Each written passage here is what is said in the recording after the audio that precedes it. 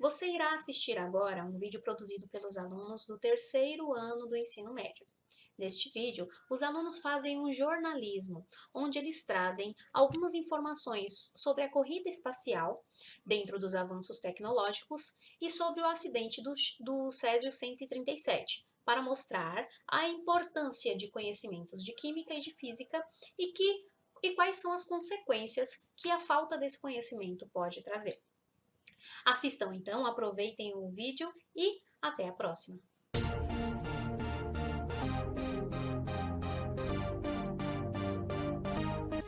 Olá, boa noite! Comemorando os 51 anos desde o nosso grandioso avanço tecnológico, essa matéria é sobre a corrida espacial, com entrevistas inéditas e um pouco da história de como evoluímos tanto cientificamente em menos de um século. É com você, Aline! Boa noite, Paloma! Falando diretamente com a sede da NASA, apresento nossa historiadora Maria Eduarda. Boa noite, Aline. É um imenso prazer. Pois bem, Maria, primeiramente conte-nos o que fez o homem avançar tanto nas ciências espaciais apenas para vencer uma corrida. Pois é, quando pensamos em corrida espacial, é mesmo difícil imaginar o quão competitivos eram os países apostadores. Porém, tudo é justificável quando entendemos a história. Inicialmente, Estados Unidos não tinha intenção de ir à Lua. Pelo contrário, era exótico naquela época falar sobre uma ciência dessas. Então, o que deu de fato o início dessa corrida? Quando pensamos em foguetes hoje, é comum imaginar algo que vai ao espaço. Mas antes mesmo de ser uma corrida espacial, era uma corrida armamentista, onde Estados Unidos e União Soviética exploravam todas as armas, bombas e foguetes da Segunda Guerra Mundial, para caso acontecesse uma terceira, estarem preparados. A corrida espacial começou mesmo quando Wernher von Braun vendeu aos americanos a V2. A V2 é uma tecnologia muito avançada, que em 1946 foi através dela que tiramos a primeira foto da Terra. Puxa, por isso o V2 é tão conhecido, né? Por isso mesmo, e tem outros nomes que nos ajudaram na exploração do espaço, como Redstone, Sputnik, Luna, entre outros. E foi Sputnik que levou o primeiro satélite à órbita, certo? Exatamente, tá vendo só? A corrida espacial não mudou somente a cara da tecnologia, mas também politicamente falando. Os presidentes de ambos os países estavam tão focados na competição que investiram fortemente na educação, mudando o futuro de vários estudantes. Muito interessante rever parte do conteúdo sobre Guerra Fria. Muito obrigada pela atenção, Maria. E agora, depois dessa rápida aula sobre Guerra Fria, para darmos uma aprofundada na tecnologia usada para levar o homem à Lua, apresento Rebeca Capellini, nossa astronauta da NASA. Muito obrigada, Rebeca, por nos receber. Boa noite, Aline Sayuri. Eu que agradeço a oportunidade. Eu fico muito empolgada de contar cada estudo químico e físico que nossos especialistas fizeram por volta de 1947. Pois bem, é verdade que a União Soviética quase venceu essa corrida? Pois é, até os próprios americanos já estavam conformados com isso. Mas o jogo virou, não é mesmo? Porém, vou explicar passo a passo, ok? Fique à vontade. Quando os Estados Unidos tinham o V2, a União Soviética criou o tão famoso Redstone, e ambos tinham o mesmo objetivo, que era estudar o espaço. O V2 ele não tirava fotos tão nítidas, mas foi um grande avanço. Logo, a União Soviética seguiu na frente com a invenção do Sputnik, que ficou em órbita por quase 100 dias. Eram basicamente duas transmissões de rádio que funcionavam em diferentes frequências. Monitorava o tamanho das ondas de rádio, além de verificar a temperatura e a pressão de dentro do equipamento. Ah, me pareceu simples. Pois é, hoje avançamos tanto na tecnologia que é fácil entender o que são os transmissores de ondas de rádio, mas foram graças a esses pequenos avanços que tornou tão grande o nosso conhecimento hoje. Em 1958, nasce a NASA, então os Estados Unidos estavam na frente? Pelo contrário, tivemos muitas mudanças depois da NASA. O governo investiu em diversos novos programas, formando vários cientistas, Mas a União Soviética estava criando a Luna, que voou ao redor da Lua, ou seja, estavam muito próximos. E de fato, os americanos tinham a NASA, mas os soviéticos também tinham seu próprio órgão, que era o programa Vostok, que foi o que possibilitou eles a levarem o primeiro homem tão alto, Gagarin. E foi muito emocionante, tanto que a frase "A Terra é azul" ficou mundialmente conhecida. Puxa, que grande passo para a humanidade! Mas o que levou o homem a ir tão alto? Os uniformes que tinham múltiplas camadas, a película de poliéster, que tem resistência térmica e propriedades de isolamento é uma, também tinha uma espécie de segunda pele com tubos condutores de água para refrescar o corpo no solo lunar. Entre outras camadas de outros materiais como nylon, teflon, fibra de vidro, todas com o objetivo, de manter a pressão dentro do traje e proteger o astronauta da radiação e até mesmo das cápsulas do próprio foguete. E o que atrasou tantos os soviéticos para os Estados Unidos superá-los? Acontece que os soviéticos não estavam competindo só com os americanos, eles estavam competindo entre si. Então gerou uma desordem, um atraso para o lado deles. Então os americanos continuaram com seus estudos, desenvolvendo outras coisas, não só como foguete, mas aí, como eu falei, os trajes, a comida que eles levariam, os aparelhos de comunicação e etc. E você pode nos detalhar melhor como que foi todo esse sistema? Sim. Os controles digitais de voo, assim que iniciado o programa Apollo, os pilotos controlavam os aviões de modo mecânico, usando hastes e cabos literalmente. Então, para evitar o erro humano e ter um pouso mais preciso, a NASA decidiu contratar a Drape Laboratórios para desenvolver um sistema de orientação por computadores. E só então, quando passou a ser digital, esses computadores armazenavam grandes quantidades de dados, fora o software extremamente complexo. Teve um grande avanço aí nos aparelhos auditivos também, que graças à agência espacial querer transformar as baterias que foram usadas no módulo lunar em recarregáveis. E sim, os aparelhos auditivos sempre foram descartáveis, porque o zinco ele é fabricado em tamanhos menores, não necessitando de uma recarga, e sim uma troca. Então é aí que entra uma empresa fundada em 1996 que pegou o ponto interrompido pela NASA e desenvolveu a bateria de prata-zinco. E sobre a bateria de parazinco, ela tem energia suficiente para durar um dia inteiro, além de que pode ser recarregado 1000 vezes e sem perder o seu desempenho. Além de que ela é completamente reciclável.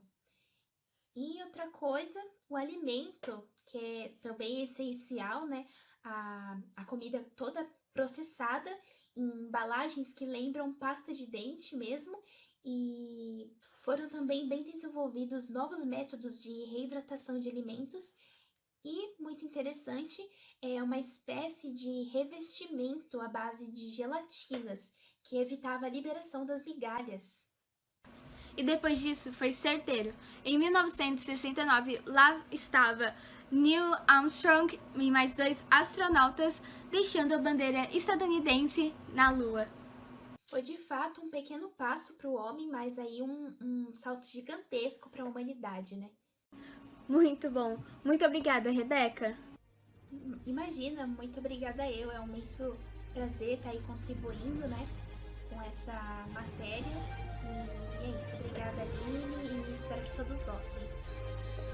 Tenho certeza que nossos espectadores estão radiantes com tantas novas informações. Para finalizarmos a nossa entrevista, convido Samara para nos mostrar de pertinho como que funciona as viagens para o espaço sideral. Você sabe qual a rotina de quem vive em uma estação espacial? E quais seriam os efeitos no corpo do ser humano que fica tanto tempo longe do planeta Terra? Americanos e russos são enviados para missões espaciais. E nós, leigos no assunto, sequer imaginamos como tudo é diferente em uma estação espacial. Dormir, por exemplo.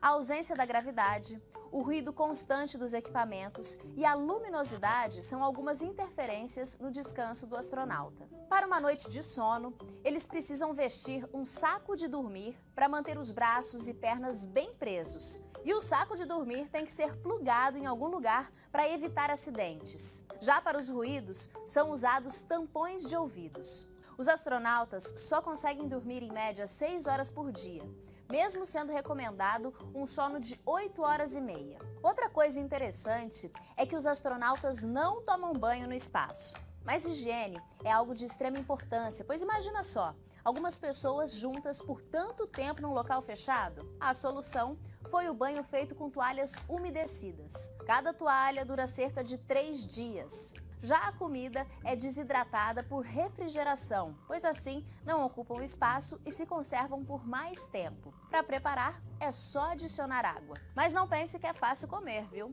A falta de gravidade dificulta tudo, principalmente na hora de ingerir líquidos. Copos não são utilizados, pois o líquido se espalha. Tem que ser uma espécie de bolsa de plástico com uma pequena abertura que possa ser introduzida dentro da boca. Outro aspecto super relevante é que muitos estudos já foram realizados para avaliar o impacto de se viver tão longe. Só para ter ideia, nos primeiros dias em órbita, os astronautas ficam mais altos cerca de 3 centímetros, em consequência da ausência de pressão atmosférica. O sangue tem uma redução na produção de 22%.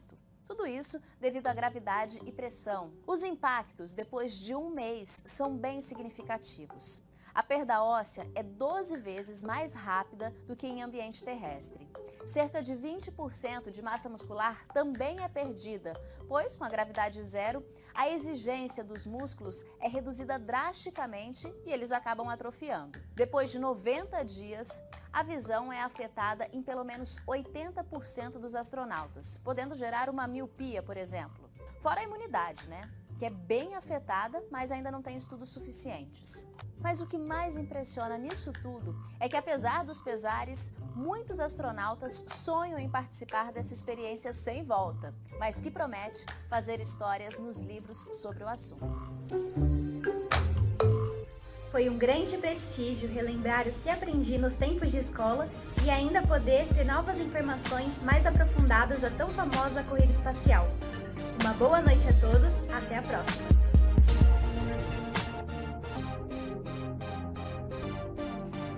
Boa noite, eu sou Kaique Bonner e está começando mais uma edição do Jornal Nacional. Inédito, hoje a reportagem completa do acidente ocorrido neste domingo em Goiás, dia 13 de setembro de 1987. Diretamente de lá, nosso correspondente Pedro. É com você, Pedro. Boa noite, Kaique. Estamos aqui em Goiânia, no estado de Goiás, para apurar um pouco mais sobre o acidente do CE-137. Bom, e ao meu lado temos o renomado químico, o Sr. Jailson Mendes. Eu vou fazer algumas perguntas para ele para entender um pouco mais sobre o assunto, né? Bom, primeiro a gente quer saber um pouco mais sobre a substância, Sr. Jailson. Essa substância que foi espalhada pela cidade de Goiânia. Então, a substância em questão é o Césio-137. Ele é um isótopo radioativo, que ele é resultado da fissão do urânio ou do plutônio. Ele é muito prejudicial à saúde humana. Bom, e como ocorreu essa contaminação?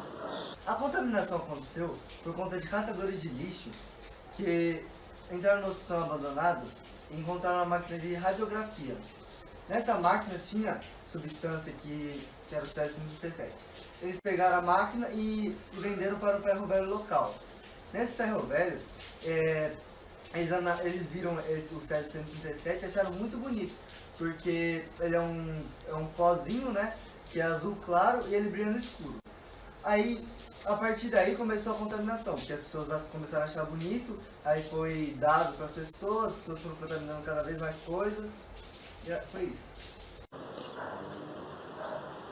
Bom, e para fechar aqui com o senhor, nós gostaríamos de saber, né, uma resolução para esse caso. Se tem alguma resolução, se a cidade vai ter que ser fechada, se o pessoal contaminado vai ter que ficar isolado, alguma forma que faça com que o caso seja resolvido. Depois do acidente, foi formada uma força-tarefa para que fosse recolhido todo o lixo que foi contaminado. E as pessoas que foram contaminadas também foram mandadas para lugares especializados para se tratar. O lixo que foi contaminado foi mais de 7 toneladas, que foram despejados em baldes de concreto, enterrados e cobertos com concreto novamente, para que desse o tempo de meia-vida.